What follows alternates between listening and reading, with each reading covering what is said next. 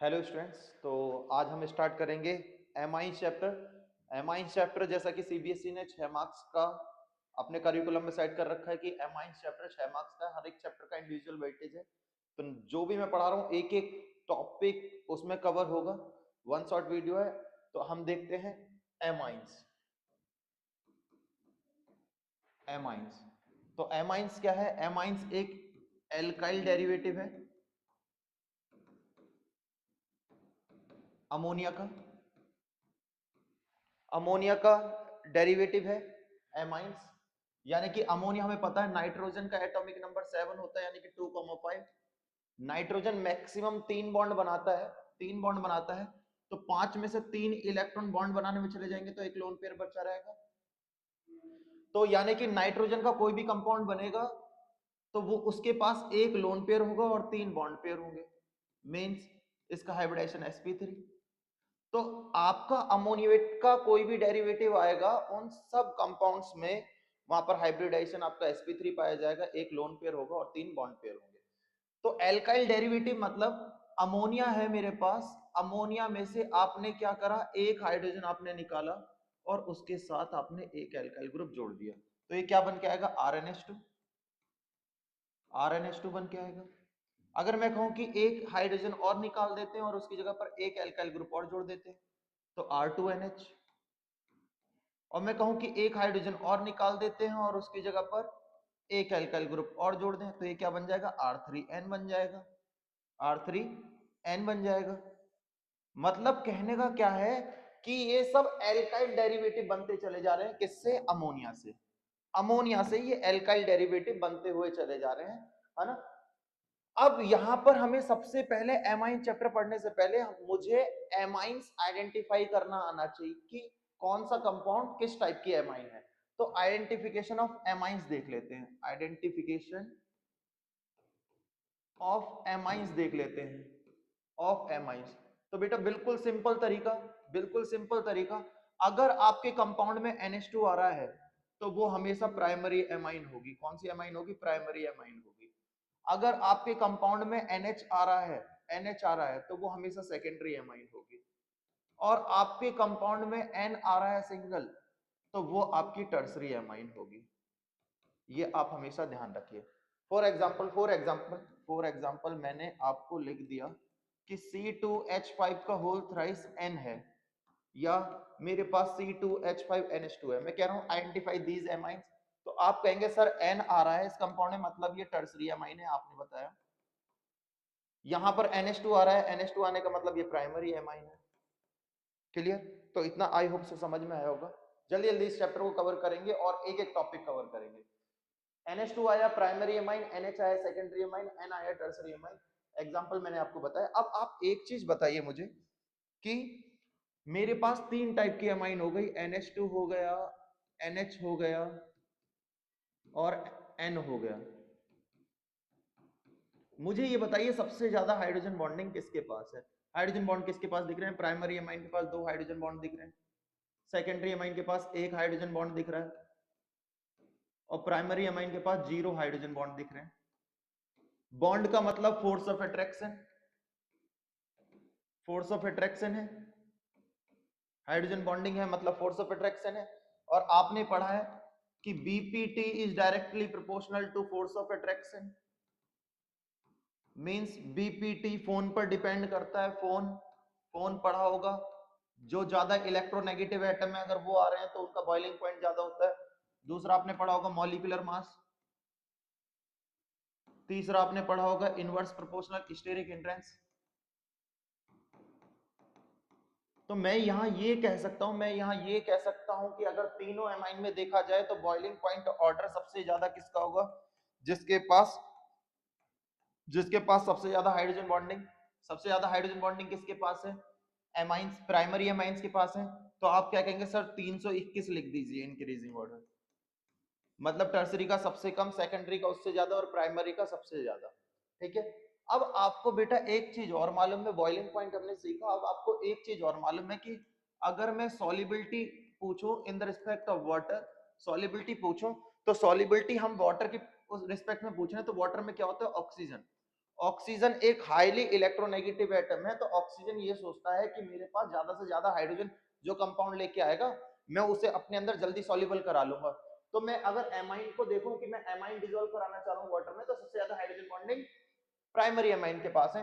तो solubility order भी क्या हो जाएगा, सॉल्युबिलिटी ऑर्डर ऑफ एमाइंस आप क्या कहेंगे सर, वो भी 321 ही होगा, सीधा सीधा ऑर्डर याद रखिए 321, ड्यू टू हाइड्रोजन बॉन्डिंग,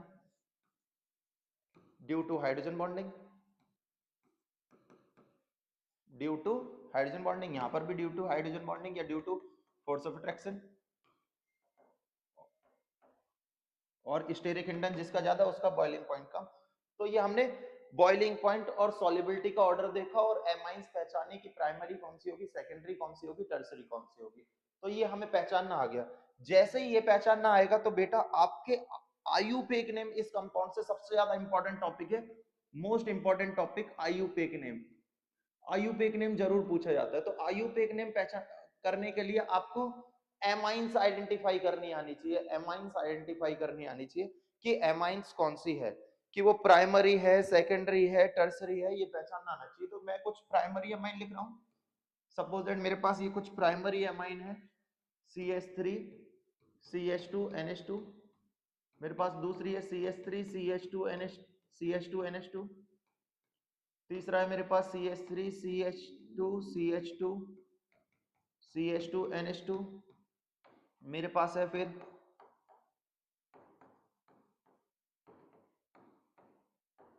मेरे पास ये है।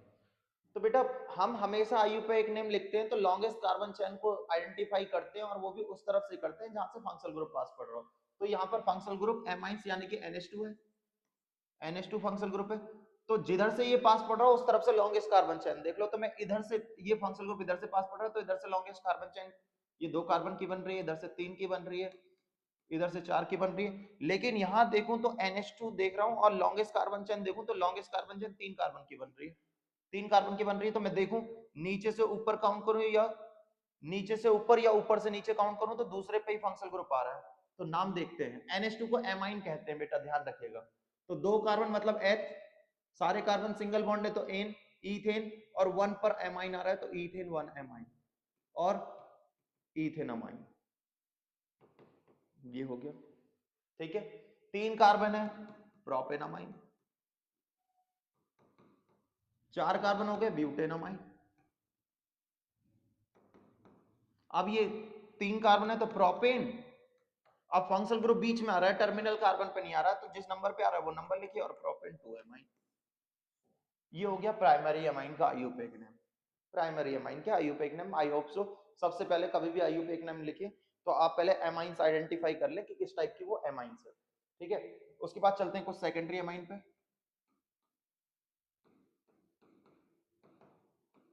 मैंने आपको बताया था कि सेकेंडरी एमाइन कैसे पहचानेंगे, कंपाउंड में NH आ रहा होगा।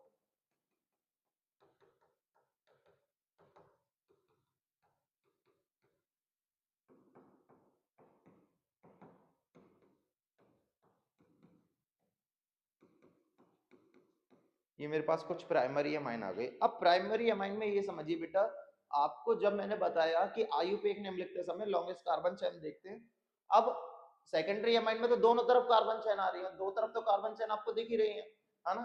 तो दो तरफ आपको कार्बन चेन दिख रही है, तो आप इतनी बात ध्यान रखिए कि आप कभी भी आयुपेक नेम लिखेंगे सेकेंडरी एमाइन का या टर्सरी एमाइन का, तो आप जो लॉन्गेस्ट कार्बन चेन दिखेगी उसका तो आयुपेक नेम लिखेंगे और जो छोटी चेन बचेगी उसका कॉमन नेम लिखेंगे। पहले तो ये बात समझिए।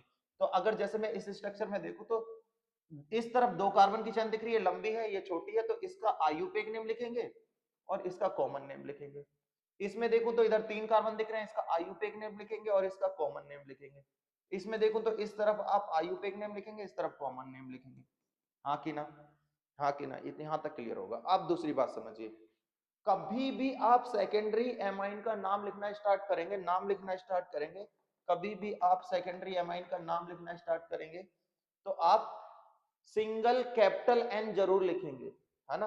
पहले कैपिटल एन से एक बार एन लिखकर नाम स्टार्ट करेंगे। एक बार एन लिखा, मैं इसका नाम जैसे लिख रहा हूं तो मुझे इतना पता है कि इसका आयुपेक नेम लिखना है, इसका कॉमन। तो एक बार कैपिटल एन लिखेंगे, कैपिटल एन लिख के नाम लिखना स्टार्ट करेंगे। एन लिखा मैंने, जिसका कॉमन नेम लिखना है वो इस एन के साथ लिखिए, इसका कॉमन नेम लिखना है, इसको मिथाइल कहते हैं, एन मिथाइल। अब फंक्शनल ग्रुप ये है तो कार्बन की चेन काउंट करो इस तरफ से, तो 4 कार्बन है, एन मिथाइल ब्यूटेन एमाइन, ये हो गया इसका नाम। ठीक है, आई होप सो समझ में आया। इसको देखते हैं, इसमें पता है मेरे को ये NH है, ये 2 कार्बन है, इसका कॉमन नेम, इसका आयुपेक नेम। तो कॉमन नेम को जो लिखोगे वो कैपिटल एन के साथ लिखो, कैपिटल एन लिखा, 2 कार्बन को इथाइल और 3 कार्बन प्रोपेनामाइन। ठीक है, इसमें देखिए एन, ये कॉमन नेम, ये आयुपेक नेम, तो N methyl ethanamine. I hope so यहां तक क्लियर हुआ हो, आई होप सो आपको यहां तक क्लियर हुआ हो, क्लियर हुआ हो, यहां तक क्लियर हुआ हो। इसके बाद चलते हैं टर्सरी एमाइन पे, ये मैं कुछ टर्सरी एमाइन के लिखता हूं।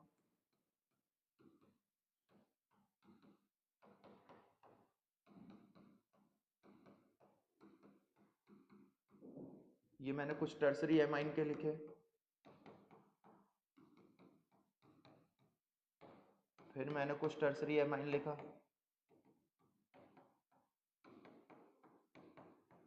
ये मेरे पास 3 एग्जांपल मैंने दिए हैं। हर एक एग्जांपल होगा, जहां पर भी आपको डाउट लगे आप मेरे कमेंट सेक्शन पे लिख के बता दें, मैं उसका आंसर आपको कमेंट सेक्शन पे ही बता दूंगा। तो यहाँ देखते हैं, सबसे वही तरीका, लॉन्गेस्ट कार्बन चेन का आपको आयुपेक नेम लिखना है। यहाँ 2 कार्बन, यहाँ 1 है, यहाँ 4 है, तो इसका आयुपेक नेम लिखेंगे, इन दोनों का कॉमन नेम। अब एक बात ध्यान रखिए, जैसे ही आपको टर्सरी दिख जाए कि टर्सरी एमाइन है, तो टर्सरी एमाइन का नाम लिखते समय आप 2 बार कैपिटल एन लिखेंगे। कितनी बार? 2 बार। मतलब जिन 2 चीजों का आप कॉमन नेम लिखेंगे उनके साथ कैपिटल एन आना चाहिए। अगर आपका दोनों सफिक्स प्रीफिक्स वाले कॉमन नेम वाले अलग अलग हैं तो दोनों एन अलग अलग लिखेंगे। जैसे मैं बताता हूं, इसका कॉमन नेम लिखेंगे तो ये मिथाइल से है, ये इथाइल है, अल्फाबेटिकली कौन पहले आएगा? ये। तो एन इथाइल, एन मिथाइल, दोनों के लिए अलग अलग लिख दिया। और इसका आयुपेक नेम 4 कार्बन ब्यूटेनामाइन। ऐसी अगर इसका देखो मैं, तो यहां पर इन दोनों का आयुपेक, इसका आयुपेक नेम लिखोगे, इसका कॉमन नेम। अब ये कॉमन नेम वाले दोनों सेम है, तो दोनों एन एक साथ लिख दीजिए, एन कॉमा एन। 2 मिथाइल हैं तो डाई मिथाइल, सेम है इसलिए दोनों साथ में लिख रहा हूं। और 2 कार्बन को इथेन एमाइन। ठीक है, इसके बाद चलते हैं यहां पर देखिए लॉन्गेस्ट कार्बन चेन कौन सी दिख रही है? ये भी 2 कार्बन की, ये भी 2 कार्बन की। किसी भी 2 कार्बन वाली का आयुपेक नेम लिख लीजिए, मैं इसका लिख लेता हूं, तो इन दोनों का कॉमन नेम। अब कॉमन नेम में इसको मिथाइल कहते हैं, इसको इथाइल कहते हैं, तो अल्फाबेटिकली ये पहले आएगा, तो N ethyl, N methyl ethanamine, ये आयुपेक नेम हो गया। तो आई होप सो आपको क्लियर हुए होंगे आयुपेक नेम, आपको अच्छे से क्लियर हुए होंगे। एक कंपाउंड को और जानिए, जैसे ये आ गया प्राइमरी एमाइन है, तो इसको बेंजीन 1 एमाइन भी कहते हैं और बेंजामाइन भी कहते हैं और एनिलीन भी कहते हैं। तो ऑप्शन में कुछ भी आ जाए, आप इन तीनों में से कोई सा भी टिक लगा सकते हैं। क्लियर है? क्लियर है। बढ़ते हैं आगे आगे टॉपिक की तरफ और आते हैं अपने प्रिपरेशन। एमाइंस कैसे बनते हैं, एमाइंस कैसे बनते हैं। ठीक है, तो एमाइंस के बारे में जानेंगे तो प्रिपरेशन मेथड ऑफ एमाइंस देखेंगे। तो नाइट्राइल से कैसे बनेगा, नाइट्राइल्स मतलब साइनाइड से कैसे बनेगा? तो ये मेरे पास कोई भी साइनाइड है, साइनाइड का मतलब C triple bond N.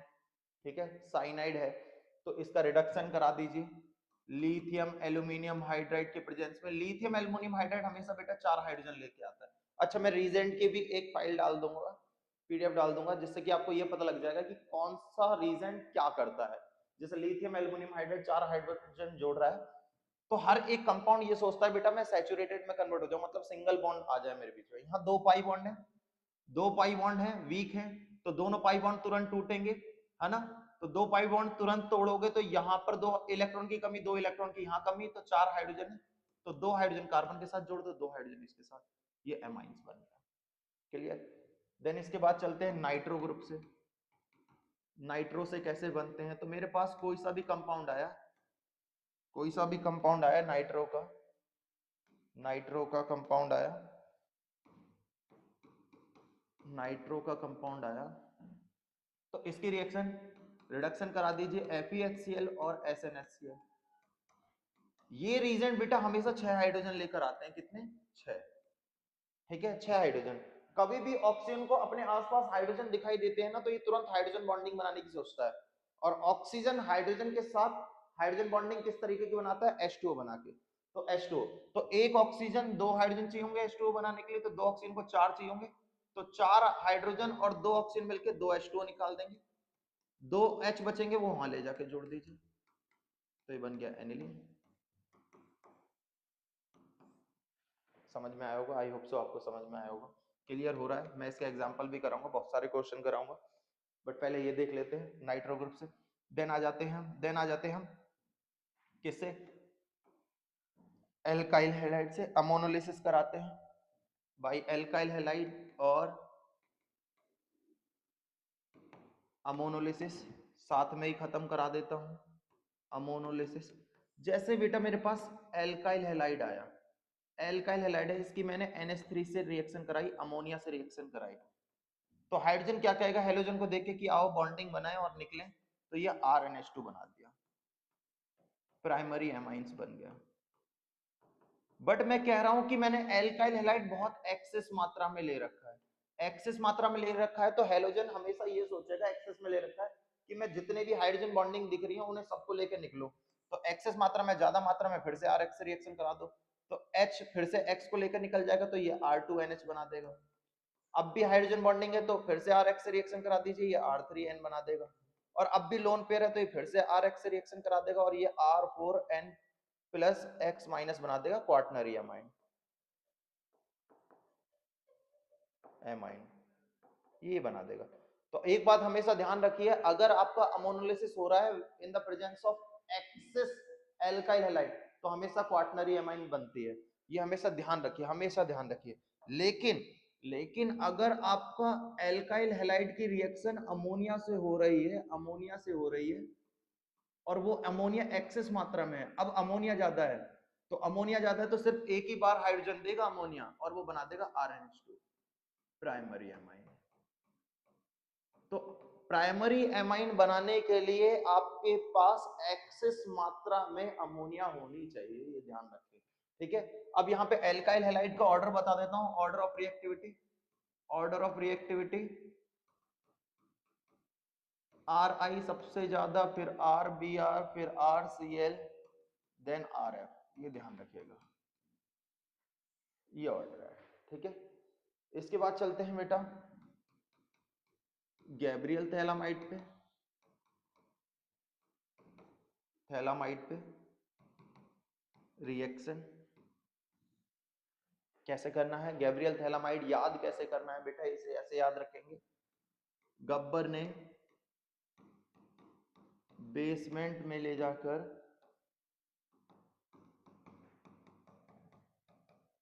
Alkyl halide को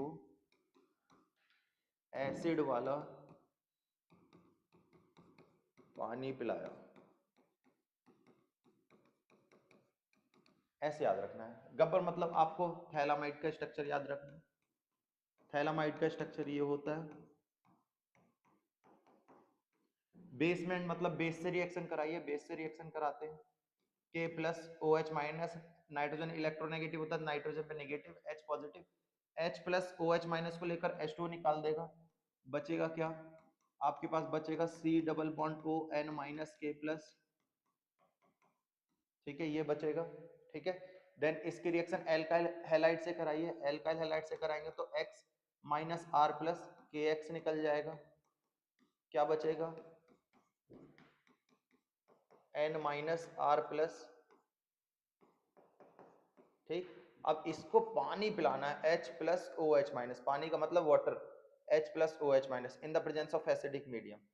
अब यहाँ पर नाइट्रोजन अपने बॉन्ड तोड़ेगा, तो नाइट्रोजन 2 बॉन्ड तोड़ेगा तो 2 प्लस की नीड होगी, क्योंकि नाइट्रोजन माइनस चार्ज कैरी कर रहा है, तो यहाँ 2 मॉलिक्यूल ले लीजिए वाटर के, तो ये क्या बना देगा? 2 हाइड्रोजन ले जाके यहाँ जोड़ दीजिए, तो RNH2 बन गया, प्लस 2 OH बने, एक OH यहाँ जोड़िए, एक OH यहाँ जोड़िए, तो ये बन के आएगा COOH और COOH, ये थैलिक एसिड बन गया, थैलिक एसिड, ठीक है।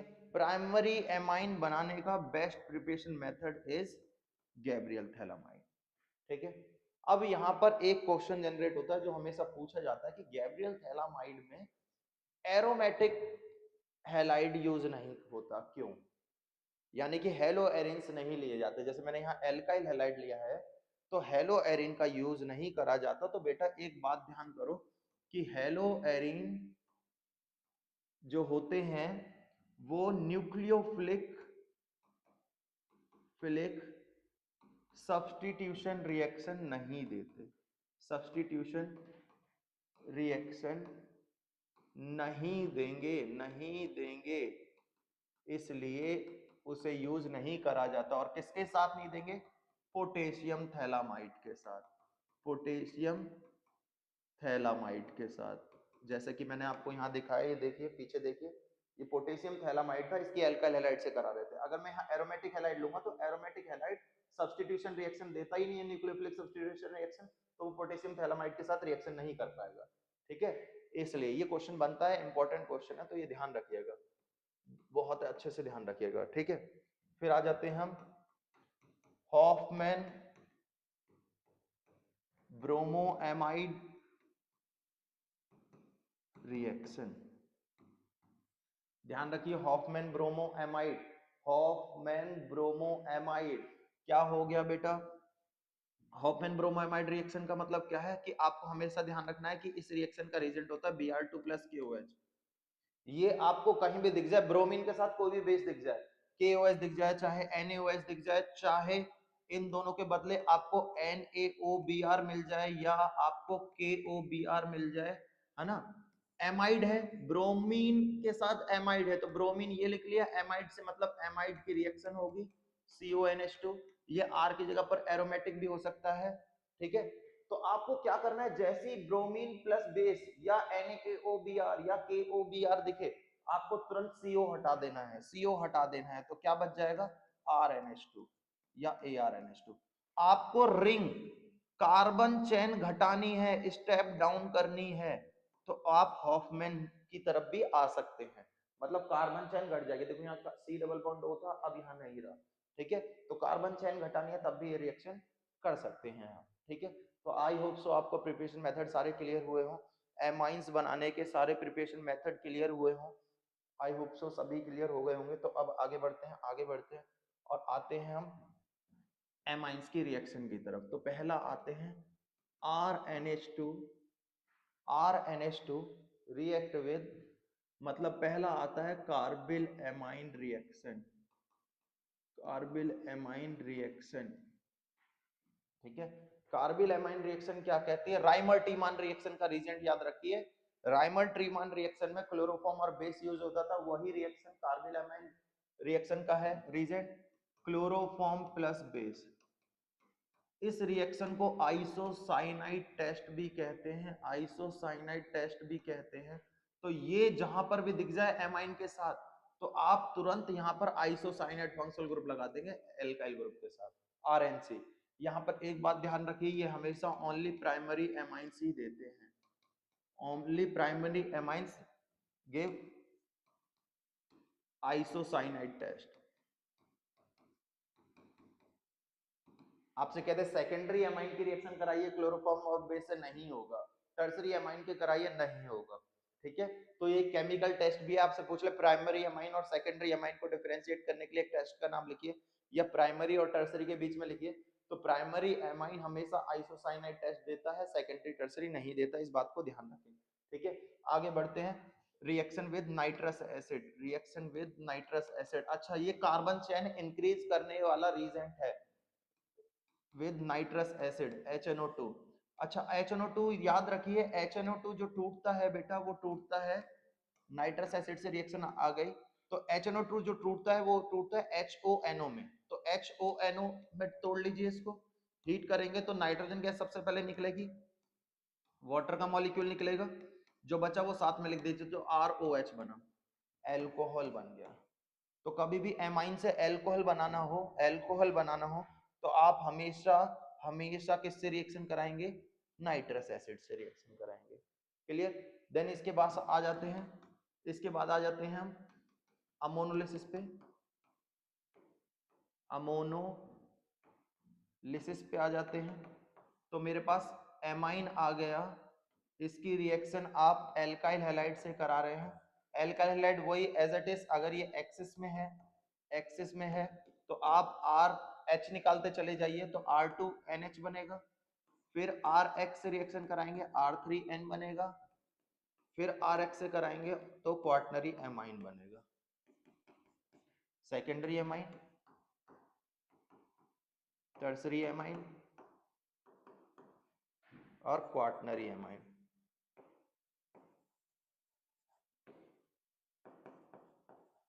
ये क्वार्टनरी एमाइन, ठीक है। आई होप सो आपको क्लियर हुआ हो, क्लियर हुआ हो, आप सभी को क्लियर हुआ हो। इसके बाद बढ़ते हैं आगे की तरफ, आगे बढ़ते हैं, ठीक। एसाइलेशन पे आते हैं, एसाइलेशन पे। एसाइलेशन, एसाइलेशन मतलब आपका एल एमाइन है, मेरे पास एमाइन है, मैंने इसका एसाइलेशन करा दिया। एसाइलेशन मतलब एसिटाइल क्लोराइड से रिएक्शन करा दी, एसिटाइल क्लोराइड से क्या होगा, HCl निकाल दीजिए, क्या बना RNH COCH3, ये बन गया कंपाउंड, क्लियर।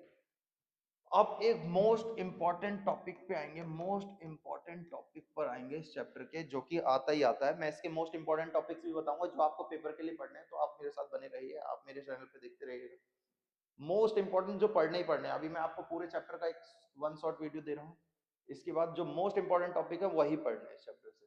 तो पहला most important topic is basic character लगाना, बेसिक कैरेक्टर। अच्छा, बेसिक कैरेक्टर अगर आपसे पूछे तो बेसिक कैरेक्टर डिपेंड करता है बेटा प्लस आई इफेक्ट पे।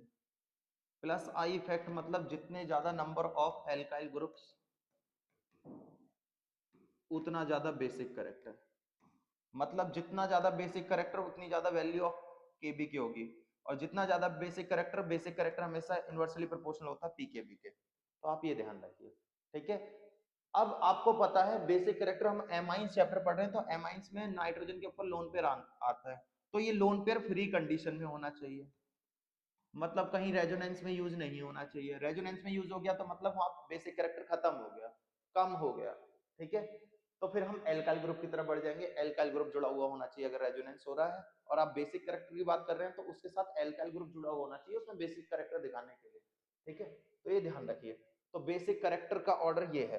तो यहाँ पर कुछ फेजेस आ जाते हैं, फेजेस आ जाते हैं। अगर आपका गैसियस फेज है, गैसियस फेज में पूछ रहा है बेसिक कैरेक्टर, तो आप हमेशा कहेंगे सर सबसे ज्यादा एल्काइल ग्रुप, क्योंकि मैंने बताया आपको basic character number of alkyl group या प्लस आई इफेक्ट पे डिपेंड करता है, तो आप कहेंगे सर सबसे ज्यादा एल्काइल ग्रुप टर्सरी एमाइन पे होते हैं, तो गैसियस फेज में ऑर्डर हो जाएगा 321, सबसे ज्यादा टर्सरी एमाइन का, उससे कम सेकेंडरी का, उससे कम प्राइमरी का, और उससे कम अमोनिया का, और उससे कम आपका एनिलीन का। एनिलीन का क्यों हुआ बेटा, क्योंकि यहाँ पर रेजोनेंस में यूज हो जाएगा ये लोन पेयर, ठीक है। तो इसके पास मैंने अभी बताया स्टेटमेंट में, मैंने अपनी बताया कि आपका लोन पेयर फ्री होना चाहिए, फ्री नहीं है तो वहां पर बेसिक कैरेक्टर है नहीं, तो एनिलीन का सबसे कम, अमोनिया का पास एटलीस्ट फ्री लोन पेयर तो है, बेसिक कैरेक्टर लाने के लिए भले ही एल्काइल ग्रुप नहीं है, तो ये ऑर्डर होता है, क्लियर। क्वेश्चन बन जाता है अमोनिया का बेसिक कैरेक्टर ज्यादा होता है एज कंपैरिजन टू एनिलीन, तो आप कहेंगे यहाँ पर लोन पेयर एनिलीन में रेजोनेंस में आ जाता है। आपका फिर आता है एक्वस फेज, एक्वस फेज। अब एक्वस फेज के लिए आप ध्यान रखिए, अगर एल्काइल ग्रुप CH3 आ रहा है, इफ एल्काइल ग्रुप CH3 आ रहा है तो आप ऑर्डर याद रखेंगे 213, और एक्सेप्ट आपका CH3 आ रहा है, मतलब एक्सेप्ट CH3 है, तो आपका ऑर्डर होगा 231। ये बेसिक कैरेक्टर के ऑर्डर है। जैसे मैंने आपसे पूछा क्वेश्चन आया मेरे पास कि बेटा बताइए सबसे ज्यादा बेसिक कैरेक्टर किसका होगा,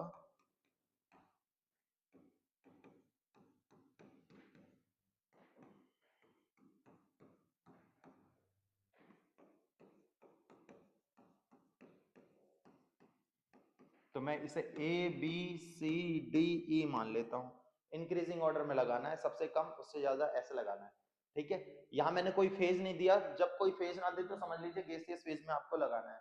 तो देख लेते हैं गैसियस फेज क्या कहता है कि टर्सरी का सबसे ज्यादा आता है, तो टर्सरी पहचानिए इन सब में कौन सी है, तो टर्सरी पहचानने का मैंने बता रखा है कि N ही आ रहा होगा, तो मतलब सबसे ज्यादा A का होगा, मतलब कभी भी आप इंक्रीजिंग या डिक्रीजिंग लगाए ना तो सबसे ज्यादा और सबसे कम वाला देख लें, डिक्रीजिंग का मतलब सबसे ज्यादा पहला पहले आएगा और इंक्रीजिंग का मतलब सबसे कम वाला पहले आएगा। तो यही दोनों सबसे पहले पहचान लीजिए, ऑप्शन अपने आप खत्म हो जाएंगे। तो सबसे ज्यादा ए वाले का होगा तो ए वाला सबसे लास्ट में आएगा इंक्रीजिंग का मतलब। और सबसे कम किसका होगा इन सब में? सबसे कम जहां रेजोनेंस भी, जहां लोन पेयर फ्री ना हो और एल्काइल ग्रुप भी ना हो, तो वो हो गया एनिलीन, यानी कि डी वाला सबसे पहले आएगा, सबसे कम इसका। इससे ज्यादा किसका? अमोनिया का, यानी कि ई वाले का। उससे ज्यादा बेटा किसका? उससे ज्यादा किसका बेटा? बी वाले का, एक ही एल्काइल ग्रुप है, फिर सी वाले का। ये हो गया आपका ऑर्डर। आई होप से समझ में आया।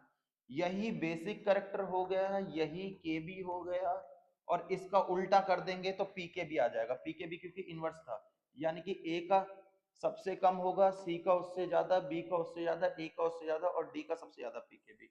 ये पी के बी ऑर्डर, क्योंकि के बी बेसिक कैरेक्टर ये इनवर्सली प्रोपोर्शनल होते हैं। आई होप सो आपको समझ में आया।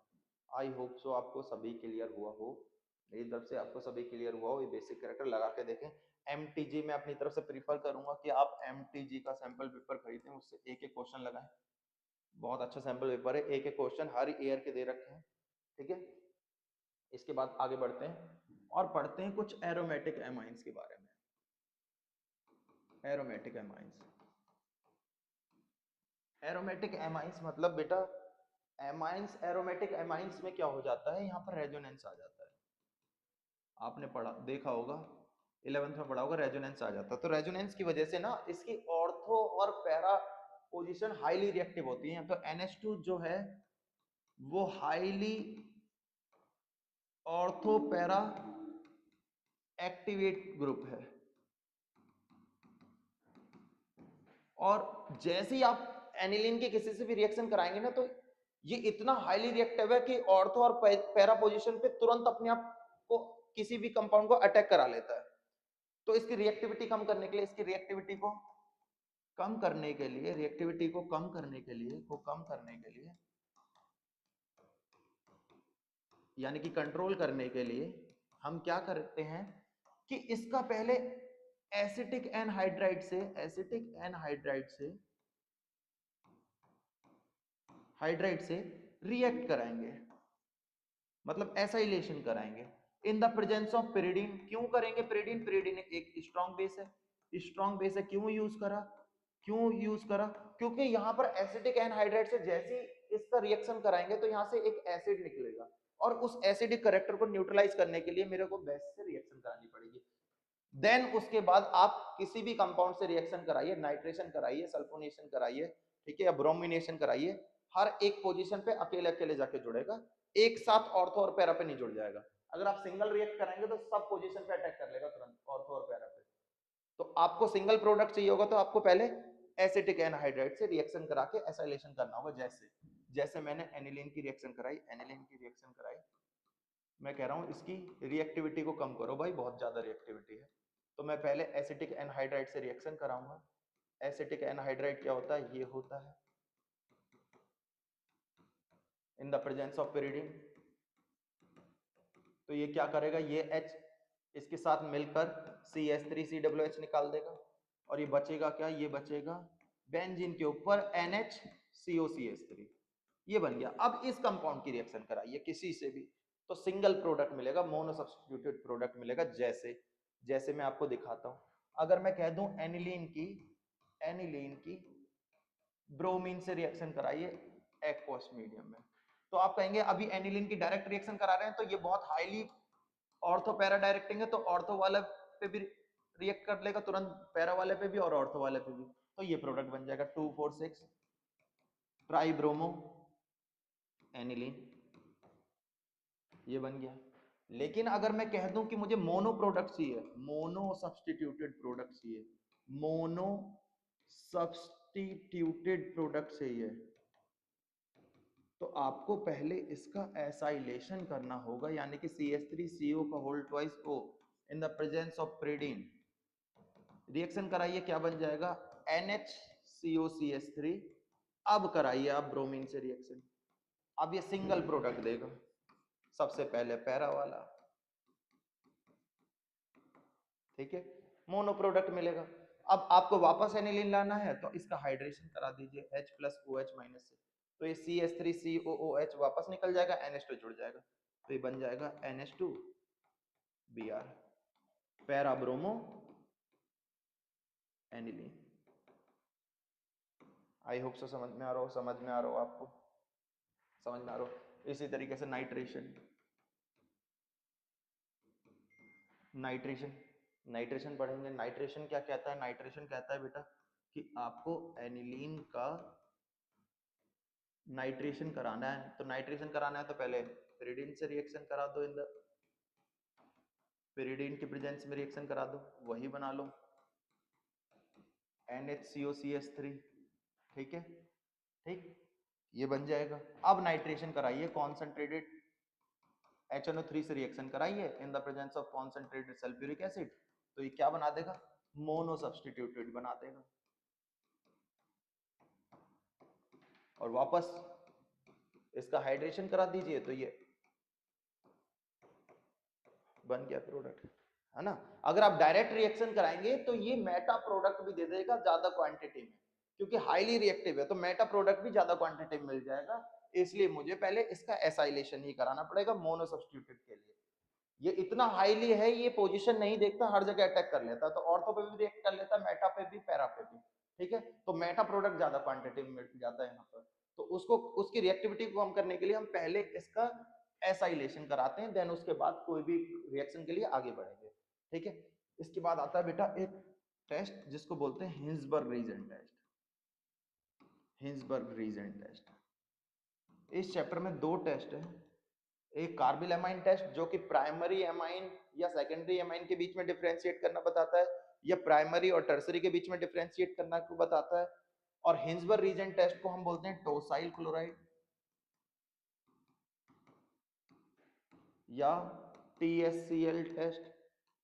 ये हमेशा प्राइमरी एंड सेकेंडरी एमाइन ही देते हैं,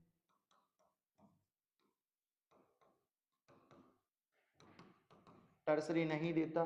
क्यों? क्योंकि हिंसबर्ग रीजन का फॉर्मूला होता है C6H5SO2Cl, बेंजीन सल्फोनिल क्लोराइड। क्या नाम है? बेंजीन सल्फोनिल क्लोराइड, ये इसका नाम है। तो जिसके पास हाइड्रोजन बॉन्डिंग उसके साथ ये Cl निकल जाएगा। तो आप कह रहे हैं कि सर प्राइमरी एमाइन है, तो प्राइमरी एमाइन में दो हाइड्रोजन बॉन्डिंग होती है, तो इसकी रिएक्शन कराइए आप C6H5 इससे, तो ये क्या बन के आएगा? RNHSO2 C6H5, HCl निकल गया, है ना। अब भी एक हाइड्रोजन बचा है तो फिर से रिएक्शन कराएंगे, मतलब प्राइमरी एमाइन दो बार सॉल्युबल है, 2 टाइम्स हिंसबर्ग रीजन पे। सेकेंडरी एमाइन लेंगे तो वो कितनी बार सॉल्युबल होगा? वो एक ही बार सॉल्युबल होगा।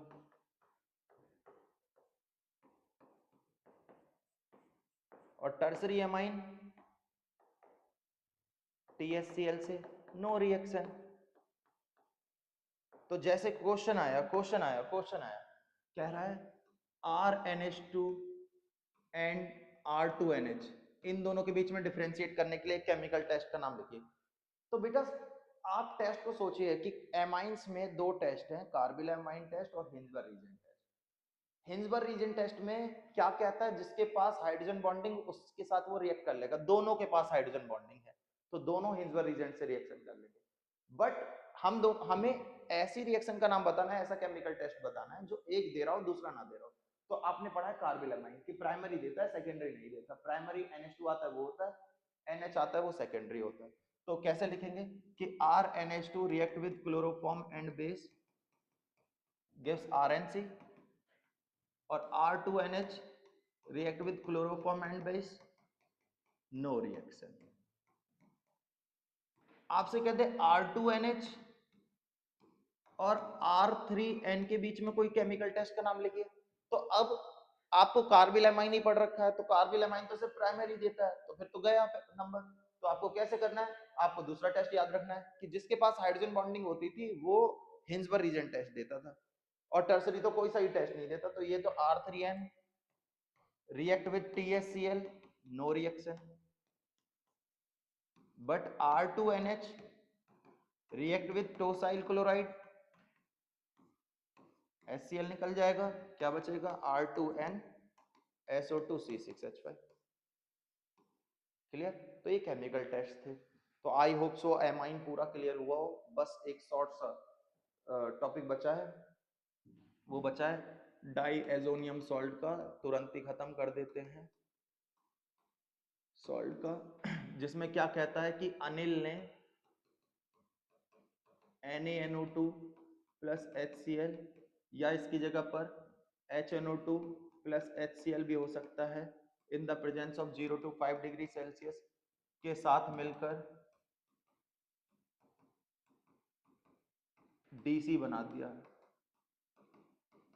मतलब डाइजोनियम क्लोराइड बनाया। तो अनिल का मतलब एनिलीन, एनिलीन की रिएक्शन करा दो NaNO2 plus HCl in the presence of 0 to 5 degree Celsius, तो ये DC बना देगा N2 plus Cl minus.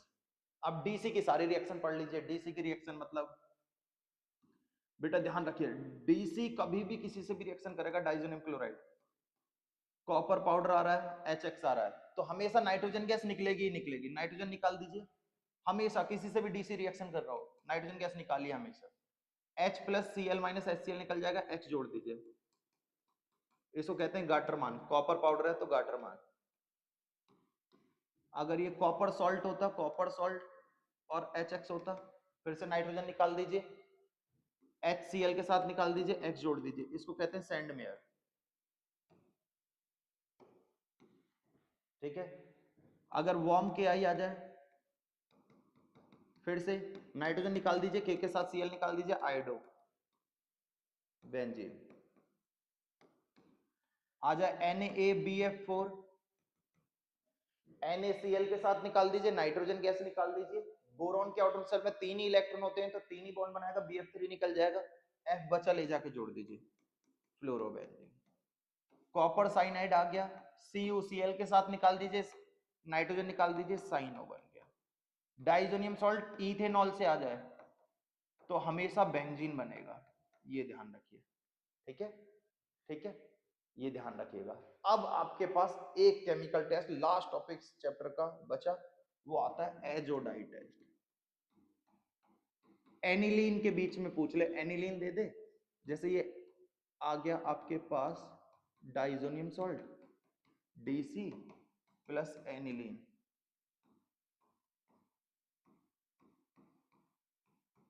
HCl निकाल दो, क्या बचा?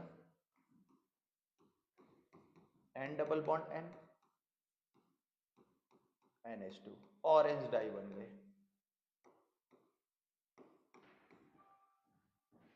फिनॉल के साथ करा दीजिए,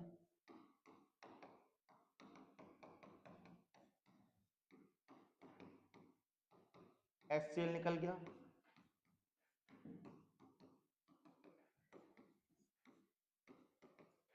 येलो डाई बन गए। मतलब ये एक ऐसा केमिकल टेस्ट है, ऐसा केमिकल टेस्ट है, अगर आपके पास क्वेश्चन आ गया कि CH3NH2 और एनिलीन के बीच में एक केमिकल टेस्ट दीजिए, अब दोनों के पास NH2 आ रहा है तो दोनों ही प्राइमरी मान लो गया, है ना, है भी, तो प्राइमरी एमाइन के बीच में ये तो दे सकता है और ये भी कार्बिल एमाइन देगा क्योंकि NH2 आ रहा है। तो आपको ध्यान होना चाहिए कि एजोडाई टेस्ट एमाइन एनिलीन देता है, प्राइमरी एमाइन नहीं देता। क्लियर? ये हमेशा ध्यान रखिए। यहाँ डाई बनती हैं दो तरीके की। तो आई होप सो आपको समझ में आया हो। आप कोई सा भी पेपर उठाइए पिछले 5 साल का, इस पूरे वन शॉर्ट वीडियो में मैंने एक एक टॉपिक कवर करा है। आपको ऐसे कहीं भी दिक्कत नहीं आएगी कि कोई भी क्वेश्चन छूट जाए। सबसे ज्यादा इंपॉर्टेंट इसमें IUPAC नेम करें, बॉइलिंग पॉइंट करें, तीसरा सॉल्युबिलिटी और चौथा बेसिक कैरेक्टर लगाना, और नेमिंग रिएक्शन हॉफमैन ब्रोमोएमाइड कर लें। ठीक है, और 2 टेस्ट कर लें, carbylamine test, Hinsberg reagent test, ये 2 कर लें। टाइम मिले तो आप एजोडाई टेस्ट करें। वो आपका इतने टॉपिक पढ़ के आपका एक क्वेश्चन 6 नंबर कहीं नहीं गए। आप एक एक MTG का क्वेश्चन करिए, हर कुछ हो जाएगा। सो धन्यवाद।